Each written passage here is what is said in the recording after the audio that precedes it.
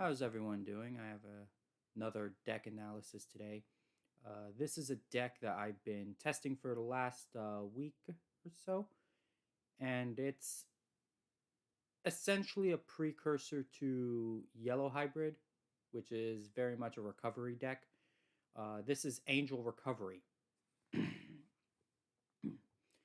So for our Digi-Eggs, we are running 4 Niauromons. Niauromon is a Digimon that really works well in this because the concept of this deck is every Digimon in your security becomes a potential removal for your opponent. So while during your opponent's turn, while this Digimon is suspended, all of your security Digimon get plus 1000 DP. This is something you're going to see with a lot of this deck. Our last Digi-Egg is Pikmon. Pikmon is really there because of his removal. If you have 3 or more Digimon in play, you can basically take 1,000 out of one of your opponent's Digimon. Combined with some of the other stuff in here, it could work, and you could essentially cripple one of their blockers. On to our rookies, we are running not your usual amount of rookies. We're running 3 of the BT2 Salamons. Great card on deletion. If you have 3 or fewer security cards, you can recover. It's a card that really you would late game leave in your breeding area to bring out, sack it off, basically get that recover. Sometimes your opponent might not want to kill it off, so they won't even block it. Our next Digimon is 3 Tinkermon. Tinkermon is a interesting card with its on deletion effect of one of your opponents gets security attack -1. I have had times where I am going against Gabu Bond and I'm running this and she is out. They don't have anything in their breeding area and they have one of the Gabumons out. I will sack this card off, use its effect, basically make her Gabumon have no check, which essentially makes it so that if they are going into Bond, the only thing they're going to be able to do with Bond is use its effect of sending a card back to the bottom of the deck. But by that point, you already have probably a level 6 out when running this deck. We are running 4 Salamons. It's good inherited effect when attacking once per turn. If you have 3 or more security cards, draw 1. Early game, this is a great card to be using because you're going to go into some of your other cards that have a higher DP value. You're going to be swinging. You're going to have about 4 or 5 security at this time, if not more if you're getting off the recovery early. You're going to be able to draw cards consistently. Dig through your deck more. Finally, we're going to be running 3 Patamon. Patamon is really good in this deck. The majority of your cards are going to be angels. They're going to be archangels. They're going to be 3 great angels. And with this, you're basically searching through your deck to get that level 6 or that level 5. Or if you bricked and you don't have any level 4s, get that level 4. On to our level 4s, we are running 3 Bulkmons. Bulkmon is here for the aggression. Originally, when I built this deck, it wasn't running this, and I wasn't getting enough aggression off. Because of that, I was essentially turning a 1 game into a 30-minute game. This is, you're going to go into him early, you're going to swing. You might not get the second check, but you're essentially putting the pressure onto your opponent because you have 3 or more security. It is also a good card that you can hard play if you want early game, if you have enough memory for it, and really adds that aggression. We're going to run 2 Gatomons from the EX collection. Another good card, not really meant for recovery, but it is to keep your opponent in check, to make the more blocker-heavy decks a little harder for them to use because you're lowering their blockers' DPs consistently. One of the major threats to this card, Mechanori, if you are in a higher card and they have, say, tie, the Black Tamer tie out, which is giving plus 1,000 to their blocker Mechanori, you're basically chipping them back down. We are running 2 of the starter deck 3 Angemons. This has made going into your top end card, your level 6s, hell, even your level 7s, a lot easier because when you're attacking, if you have 4 or more security, you're gaining a memory. If you're combining that with, say, Magna Angemon, and then you're adding a card into your security, you're going to get more memory that way. Finally, we're running 2 Pedomons. Really, he's there to act as your blocker, or to even go into your ultimates because of his low Digivolution cost. On our level 5s, we're running 2 Magna Angemons. When attacking, if you have 3 or more security cards, this Digimon gets 4,000 DP until the end of your opponent's turn. You're basically getting a 7,000 to 11,000. It's going to swing over a lot of low-end security cards. Combine that with, say, the Gatomon over here, where you're now having 3 or more security cards. You're now also chipping them away. If he just so happens to be on Pikmon, you're chipping another 1,000. If you're on Angemon, you're now gaining an extra memory to go into a Mega, maybe. He's basically, when he attacks, he's your lead-in. We're running 2 Angelwomons. When attacking, if you have 3 or more security cards, one of your opponent's Digimon and all of your opponent's security Digimon get minus 3,000 DP for the turn.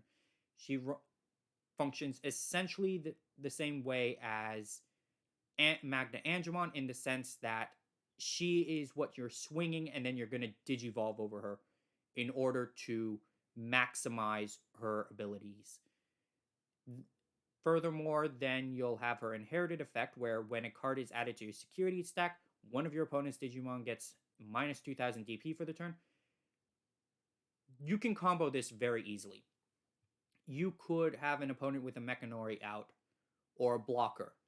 You're swinging in with a Angelwomon who's on top of Gatomon. So that's already minus 5,000 right there. If you're on top of Pikmon, that Mechanori's dead, unless a tie is out on the field. You're also making it a lot easier later on for your other attacks to basically go into their security, because you're taking away their DP. So it's a really good card to have at least 1 or 2 in. This, preferably 2 to 3, but sometimes you can't really afford that with some of the other cards you have. We are running 2 BT3 Angelwomons. She was a great card to have in Lord Nightmon. Still is, for when Lord Nightmon's going to get upgraded in BT7. When Digivolving, one of your opponent's Digimon gets security attack minus 2. A great card to have when you're dealing with bond decks, because you're going to use that if they have a Gabumon out and nothing in breeding, but they're going to need to go into it. You're basically making it so you're going into it, you're not going to do anything to me. Her inherited effect is great also in the event that if you are at 3 or below, for some reason, you can bring in one of your level 3s to start building a board up. Our final level 5 is 2 of the BT1 Magna Angemons. The reason there's 2 in here is some people might not be able to afford it. It's an expensive card then, it's an expensive card now. But its on-play effect is really good, because you're basically hard playing it to trigger Recovery 1. Early game, that could be very nice. If you are consistently getting DP, that could be great as well. His inherited effect is also great. This Digimon gets plus 1,000 DP for every 3 security cards you have. If you're having a EX01 on that, he is essentially going to have at most 13 to 14 DP for that. And he'll be able to swing over a lot of things, with probably the sole exception being Omnimons and Bond. On our Megas, we are running 2 of the BT2 Magnadramons. Your last recovery ditch. Essentially, you're going to be playing him when you have 3 or fewer, preferably if you have 3 if you need to. Worst case scenario, you have 1 and you need to get to 3. He's going to recover 2. When you attack, you can play a level 3 Digimon from your hand without paying its cost, which is a good effect to have to build up board. You could essentially play him, swing on your next turn, use his effect to bring in one of the recovery Salamon, and just build up a board that will allow you to recover. Because of Salamon's effect, it's on deletion. Or you could use it to bring in Tinkermon with her on deletion effect. You're bringing in Digimon that have on deletion effects that your opponent can't afford to kill. We are running 1 Sakuyamon. You could run 2 Sakuyamons. It's optional, really. Sakuyamon's a great Digimon because, especially against Bond decks, you are forcing your opponent to have to deal with your Sakuyamon first before even bringing in their Agumon or their Gabumon to go into Bond, which is going to waste memory on dealing with her. She also has the added benefit of, during your turn, all of your opponent's security Digimon get minus 3,000 DP. If you have her and Angelmon out, you're essentially going to have all of your opponent's Digimon in their security with very low DP, making it very easy to swing into it. We are running 2 EX Magnadramons. A good card. Looking at it now, it's not really needed in this. I would probably, if we had more time in EX, take one out, add in a second Sakuyamon, or maybe another Serafimon. But it does get the job done when it really needs to. When Digivolving, you may trash the top card of your security stack to unsuspend this Digimon. And when attacking once per turn, if you have 3 or fewer security cards, recover 1. So the way you're going to play him is you have 4 securities. You're going to Digivolve onto your Magna Angemon or your Angelmon from the EX collection. You're going to have already swung with them, so you can unsuspend him by trashing your security, and then you're going to swing again to recover, going back to 4, which will allow you to either, if it's on Magna Angemon, you're going to gain a memory, or if it's on Angelmon, you're going to lower one of your opponent's Digimon's DP value.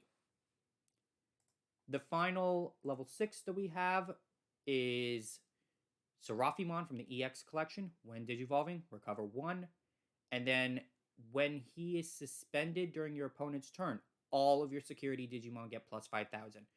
There have been a number of times where my opponent did not realize that or completely forgot about that, and they'll swing in, and with a couple cards out, my Digimon in my security goes from 5 to 13,000 DP. And it really just, it does not do well for their confidence. Now on to our level 7s, actually. We are running just 1 Valderarm. Really, we're just running him for his ability. If your opponent has a huge Digimon out with DP value, or if you're going against Jessmon, they have a Savior Huck out and maybe something else, or if they have 2 Savior Hucks out, you're just crippling them right then and there. Don't let them go into Jessmon. We're also, for our Tamers, we're going to be running 3 copies of the BT1 TK. Still a staple in this deck. Is going to continue to be a staple in yellow decks. On play, look at your security stack. Reveal 1 card in it and add it to your hand. If it was a yellow card that being Digimon or option card, or even a tamer, recover 1. And as he's a set memory fixer, you start the turn. If you're at 2 or less, you get automatically brought up to 3. Our last tamer, we're running 2 of the starter deck TKs. This card is really crucial for this deck. It is what makes your security dangerous for your opponent, because all of your security Digimon are getting plus 2000 DP. If you have both TKs out, you're getting plus 4000, and they're only a 2 cost to play. If it comes out of your security and your opponent is still swinging, it makes your security infinitely more dangerous for them to swing into. Onto our option cards, we are running 2 Spiral Masquerades. Main effect, for each Digimon you have in play, activate the effect. One of your opponent's Digimon gets minus 3000 DP for the turn. If you have enough Digimon out, you're stacking that. You are essentially crippling them. We are running 2 Holy Flames from the starter deck. Now, this is something some people have asked me, why are you running this? And I'm here to say, because Holy Flame is good. If it's coming from your security, you are stopping your opponent right in their track, because all of your opponent's Digimon gain security attack minus 1. Against Bond decks, that is amazing to have, because you are shutting them down. And if they went into Bond early, you are punishing them by making them going into Bond completely wasted. Because this not only will affect your opponent's Digimon that are currently on the field, but anything they bring onto the field. And then if you are playing this from your hand, one of your opponent's Digimon gains security attack minus 3. If your opponent has a Digimon that has multiple checks that it can do, like say Jessmon from Savior, or from another Digimon that'll give it security checks, like the Greymon, you are essentially making it harder for them to swing into you that next turn. Our final card that we are adding into this is Holy Wave. Originally, this deck was running 2 reinforcing memory boosts, but because of the restricted cards that are coming in and how that is essentially crippling reinforcing memory boost to only having 1 in your deck, Holy Wave will make a good substitute, and even superior substitute, because unlike reinforcing memory boost, you're still going to trigger that recovery 1 if it's coming out of your security.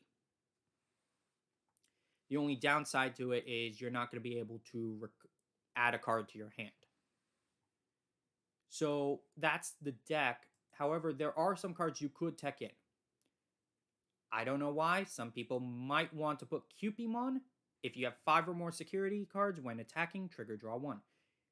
Might not be able to come up often, but given that the current meta may lean more towards slow setups into explosive finishes with hybrid, it might work.